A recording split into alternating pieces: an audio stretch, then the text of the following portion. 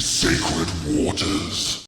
Hey guys, so over the last week, I've been compiling all the tips that I can think of from new player to intermediate to maybe even some advanced players. And I've made this video quite exhaustive, going over a number of topics.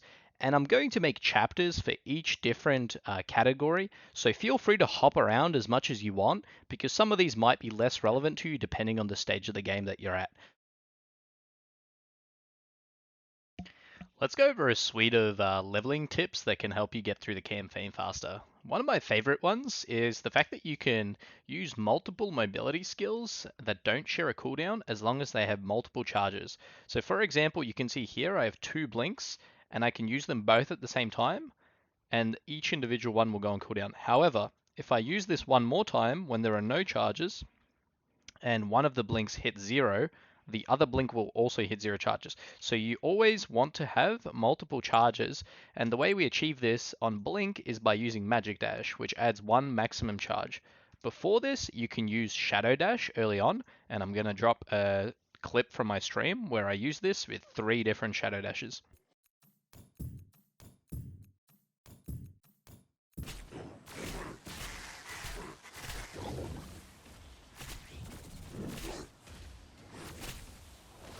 Another tip for leveling that you might have not noticed is sometimes if you're lost during the campaign, anytime you have a quest in your quest guide here, you can simply click on it and you'll be shown a trail to your next objective. You can actually reset the skill level of any skill down to level 1 by hitting the 3-layer button and hitting reset level. This can be useful if there are some requirements that you're not meeting, or you need to give muled over support gems or skills to another character. You can just reset it to level 1 so that they can equip them early on. When you're in the campaign and you find treasure troves, so for example, if your first treasure trove is at level 7, when you complete these, your first clear reward gives you a talent point, which is your permanent talent tree passive points, and you always want to do treasure troves when you see them.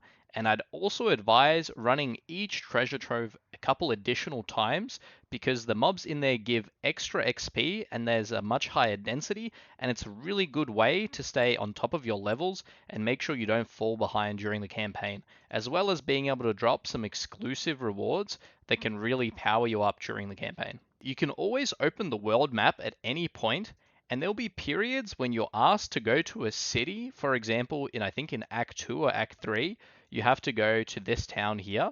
And rather than running through the zones and navigating, you can just hit the world map, look for the quest icon, and just teleport directly there. This can save you some time if you're trying to level up quickly. Another super important thing to mention is when you're leveling in Torchlight, you should feel free to be experimental, and if you notice that your damage is dropping, don't feel bad at all for stopping, going into your talent tree, reselecting things and modifying things to try and improve your build as much as you can.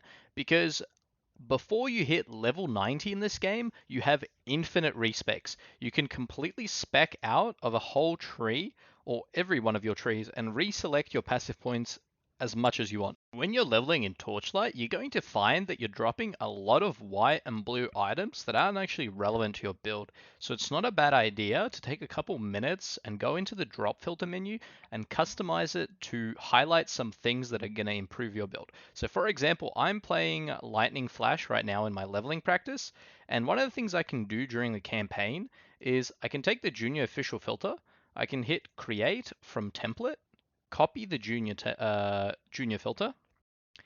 And now what you're going to do is you're going to go into here, hit edit. And one of the things I'd recommend is going to the gear section, adding a new rule and highlighting. So let's just choose a color.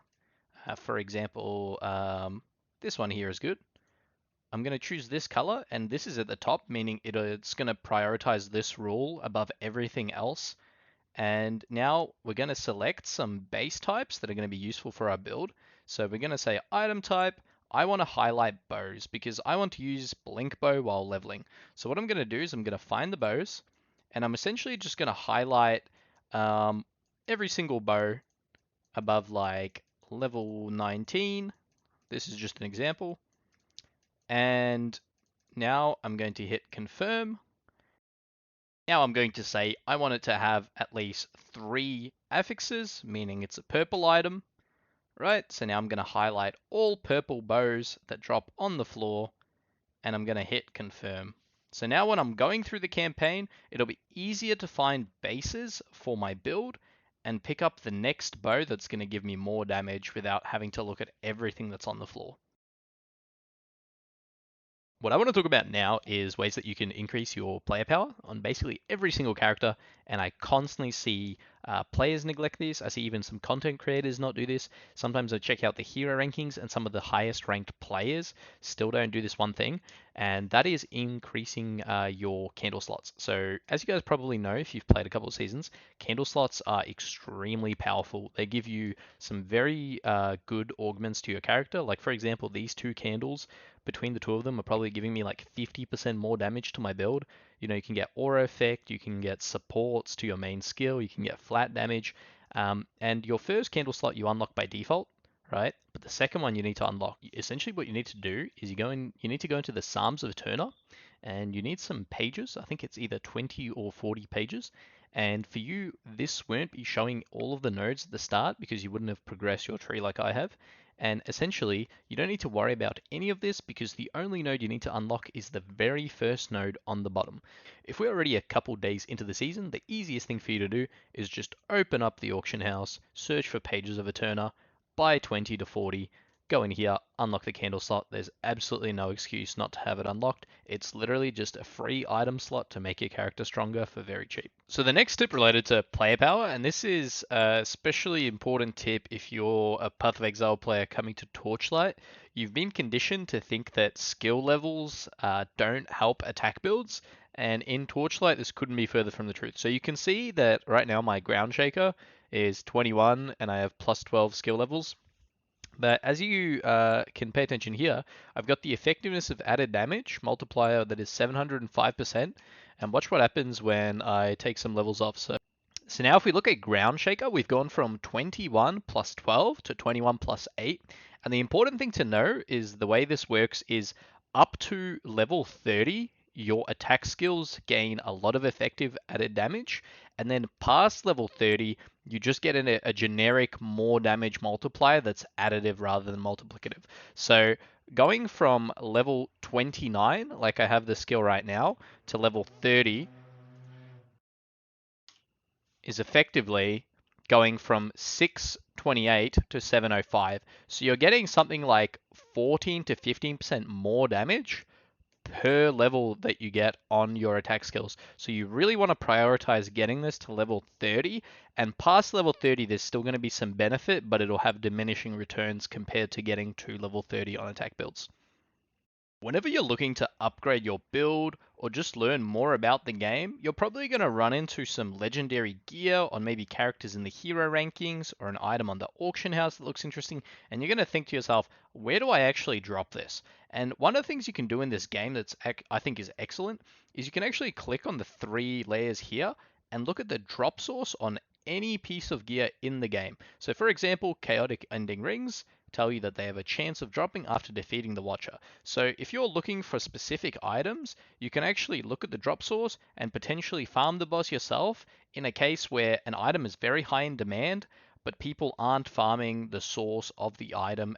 An interesting thing about how some of the skills in Torchlight work is when you have multiple instances of the same skill, oftentimes they won't share cooldowns. So a great example of this is the Ground Shaker ability, which relies heavily on Demolisher charges. But as you'll notice, each one of my Ground Shakers here has an individual Demolisher charge. So when you're in the campaign, this is especially powerful because you can essentially double your damage or triple your damage by just equipping the same skill 3 times. You can use this in a variety of builds to get a second damage link if you have enough energy available to your build. So you should really consider this when you're looking for options on how to buff yourself or how to make your character do more damage, because sometimes a temporary buff is not going to be as effective as using 2 skills if your build can allow for you to do that. One of the excellent resources provided to us in Torchlight Infinite is the Pro Builds section. So if you hit the top right button, and you see this menu here,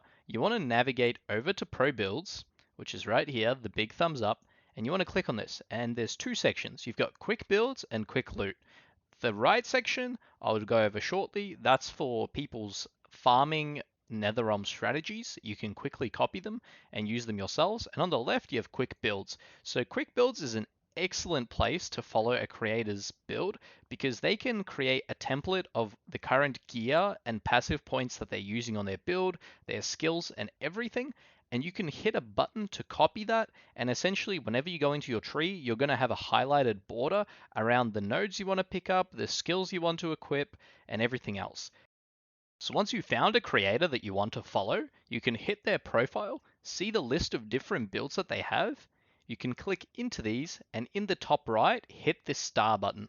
Once you've done this, it'll actually show up in your collection of different builds that you followed.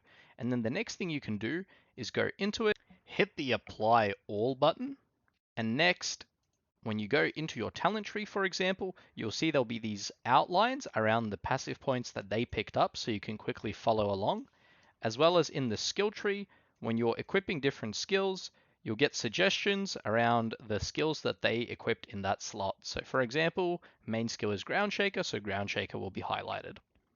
The second section of the pro builds is the quick loot section, and what this allows you to do is pretty much the same idea. For example, you have my one here, Juicy Dream Sale. You would go into this, you can see all of the points that I spec'd, and if you hit follow here and you go into the void chart,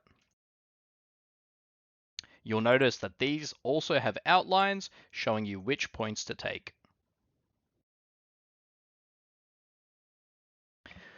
Alright guys, let's talk about the Netherrealm. So you finished the campaign, you've reached here. I'm going to give you guys some tips, some things you might not know to progress quicker and get more loot while you're here. So first thing to start with is the Netherrealm Beacon Shop. Some people still don't know that this is a thing in the game and they've played multiple seasons. So for example, I'm on a character that I've just been doing some leveling practice on. I need to progress time mark 4 in the blistering lava area. I don't have any beacons because I just happen to not have dropped them. So what I can do is I can actually come down here, talk to the guy, hit trade, and go to the beacon shop. And from here, for Netherrealm Resonance, I can pick up beacons directly, and this goes all the way up to time mark 7. So you can even do it to farm time mark 7 when the price of Netherrealm Resonance is low. And one of the things you can do is early on, you'll only have a couple of the trees unlocked, and you want to put points into the chance to drop Netherrealm Resonance so that you can sustain more beacons and progress very quickly. So another thing that you as a new player might not know is when you get to the mapping stage of Torchlight Infinite, the Netherrealm, essentially these are confusion cards. So you've got all the different maps that you can run and you can choose any of them. But as you'll notice, some of them have these images or confusion cards. And essentially, they'll say things like, you know, this area will contain one additional monster, but underneath, you might not have noticed this straight away, but it has 100% additional drop quantity. So ideally, if you're looking to maximize the amount of loot, you always want to be running confusion cards because you'll essentially get double the loot. However, if you're just trying to boss rush, for example, so say I'm in the Glacial Abyss and all I care about is getting through the Watcher the fastest, I can, for example, say, I know that the Deneman Village has an extremely good layout. So if I don't care about the loot and all I care about is getting to the boss as fast as possible and boss rushing, I can ignore the confusion cards, and even if there wasn't one here, I could just keep running the same layout over and over again.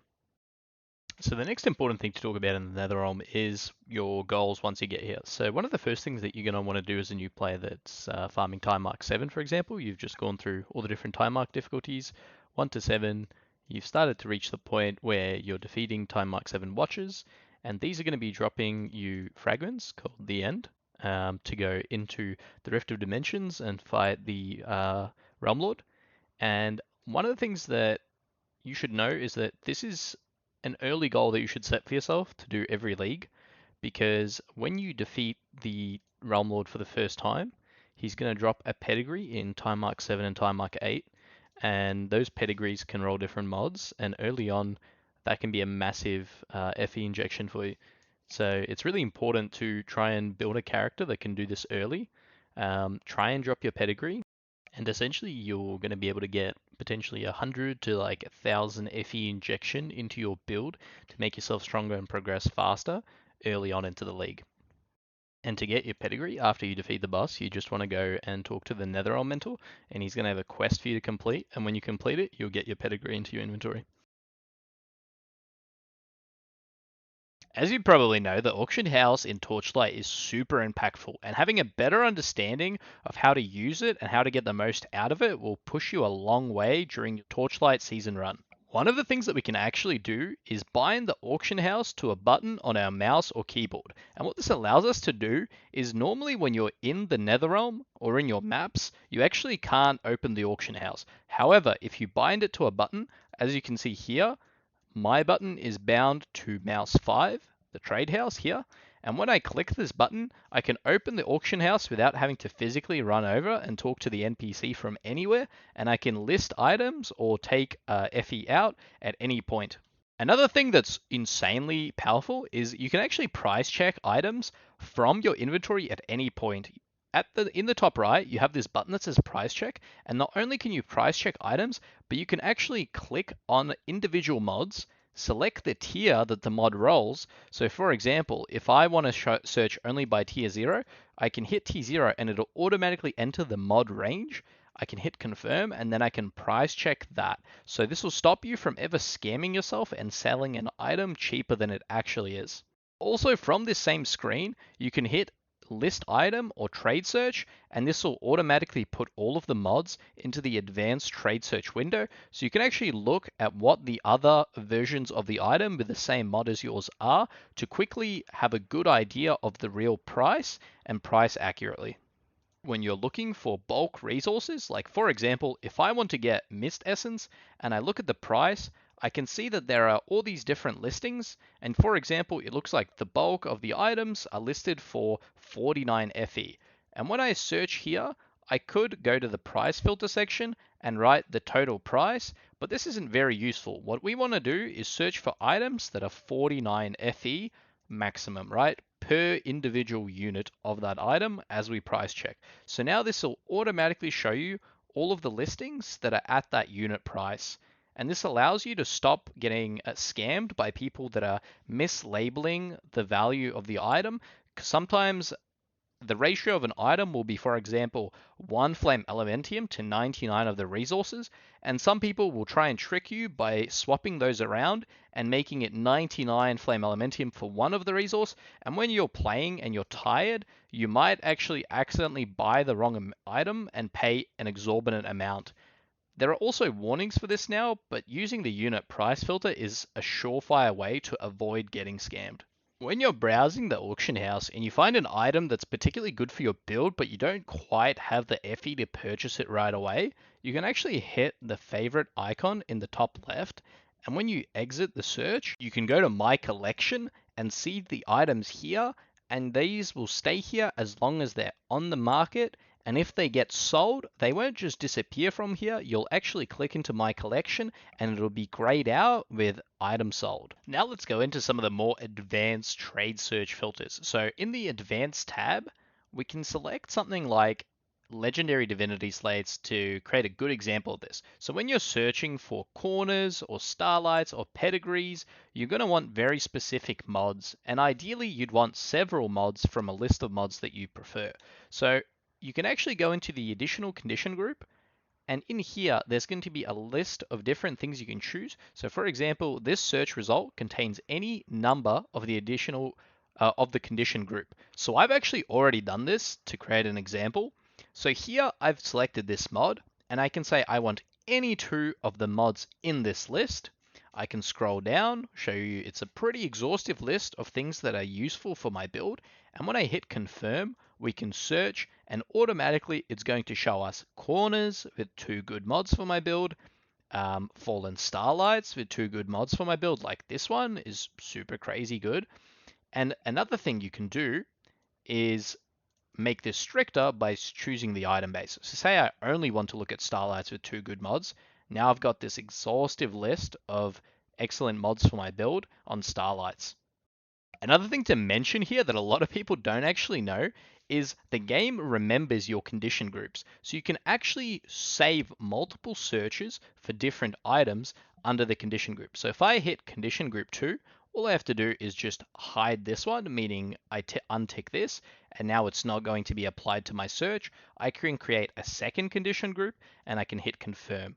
And essentially what this allows you to do is to save a range of different searches for specific items for your build, and you can log on at different stages of the day, check if any of these items have been added to the market quickly, rather than having to recompile this giant list of mods and then searching for those mods every single time. One more cool thing here is in Season 8, the devs are actually allowing us to search by the order that the mod is placed in. So if you're familiar with the endgame items of Torchlight, you'll know that there are items like Prairie and Moths. So what this item actually does is I can install it. So here you can see I have some Fallen Starlights, Corners of Divinity, and each one of these has mods that are in different orders. So I have Demolisher Charge Restoration Speed as the first mod and Attack Skill Level as the second mod. And what the Prairie does is it copies the bottom mod of your slates. So if I install this and I put it into my build, now when I click on this, I can see all of the talents affected, and it's all of the ones at the bottom. So +1 physical, +1 attack, and 12% additional damage for my ability skills. Why this is really important is previously we weren't able to search for the order that the mods are placed. So for example, this item here, it's going to be infinitely more expensive when the +1 attack skill level is the mod on the bottom compared to if the Demolisher Restoration Speed rolled as the bottom mod. So previously, we just had to search for the two mods together. Then we had to individually go through and look at all of the listings and find ones that had the mod in the correct section. In Season 8, this is going to be changed so you can actually choose what order these mods are placed in. So when we go into the settings, one of the first things you might want to do is just go to the screen settings. And if you want less of that like mobile game look, you can actually change the overall screen scaling. So I think at the start, it'll start like very zoomed in.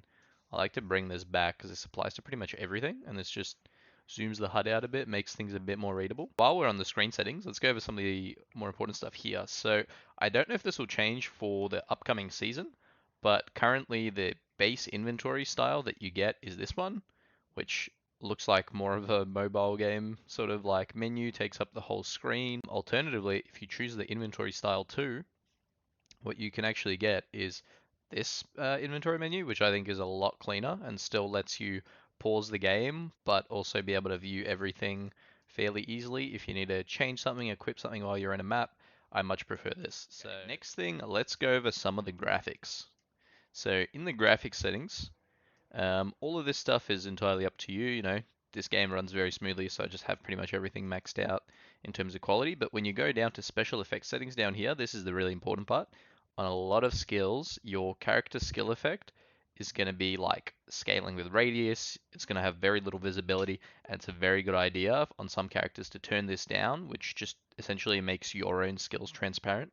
And you can also reduce the brightness if it's like flashbanging you while you're playing.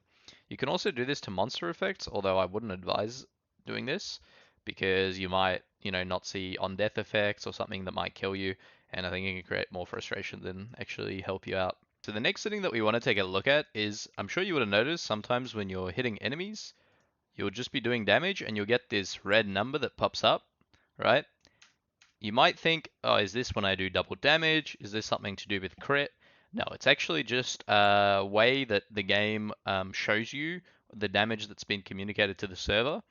And it's essentially just a merger of the damage you've done in a certain amount of server time. And it doesn't really convey any important information to you as a player, so I would recommend turning that off. So the setting is this one, hit damage number merger switch. Turn that off and you won't get the red number pop-ups. And while you're at it, disable camera shake as well. In the battle section of the settings, you want to scroll down and you want to look at skill settings. This is essentially where you can change the way your skills function. You can read some of these pop-ups that explain what each one of these things do. But one of the more important things in here is if you're playing a channeling build like Mind Control or Savage Charge or Path of Flames, essentially this is going to save you a lot of pain. You want to tick auto channel because what that does is instead of having to hold a key to auto channel, to channel your skill, sorry, you can just press the key once and you'll see it's got the spinning circle around it in the UI, and that means I'm going to continue auto channeling as long as the button is pressed, and I can just turn it off by pressing it again. But what this means is you actually don't have to press anything. You can just use your mouse and run around maps and kill everything without even touching your keyboard. So keep this one in mind if you're playing a channeling build. If you go to the other tab in the settings, you'll see this button that says redeem code. Essentially what this is XD every week or two will provide redeem codes to get free primos. So you can do, you can buy inventory space, you can do pools. This is especially important if you're a free-to-play player and you're just trying to get your account upgraded incrementally without spending any money. It's really important to familiarize yourself with this button and know what the gift codes are. So you can actually find them on the official TLI Discord. I think usually in the general chat they pin it. Another place you can find these is if you ever drop by my stream, I'll always have them in my Discord, and I'll also have a Twitch command that'll keep the most up-to-date redeem codes. So you can get your free redeems whenever they are available. So keep that in mind. If you're engaging with the Mistville seasonal mechanic and you've noticed that you've redeemed some Eyes of the Mist and your town looks like this and you don't like this, what you can do is go into your settings, go into the graphics, scroll down to Whispering Mist Season Screen Effect Switch and turn this off. If you're ever running into performance issues or having some memory leaks, one thing that you can try is going to the settings, restarting your game. Just for this example, I'm going to go to the login screen, but I'd recommend restarting the game first. Once you're here, you want to hit clear cache, and this should resolve most of your stuttering or memory leak issues if there are any present in the season. Also a very small detail, but could be useful for some of you. If you actually pay attention here, on the floor before you go into the Netherrealm, you'll see these things light up on the floor. These are actually your portal entries. So if you died a couple times in your map and you're not sure how many times you can go in again, you can actually look at the floor to see how many portals you have left. As I'm sure some of you have noticed, recently in the Western Torchlight content creator sphere, I feel that there's a lack of quality in the type of videos that people are putting out related to Torchlight, and I really want to make a change in this to provide good information that is up to date, relevant, and well edited for you guys. So I'd really appreciate it that if you guys enjoy this video, show me some support, subscribe. I'm going to continue putting out good Torchlight videos and content and guides in the future. And if you guys want to hang out, drop by the Twitch. I'm going to be streaming every day leading up to the Torchlight Season 8 launch and during the Season 8 launch as well, obviously.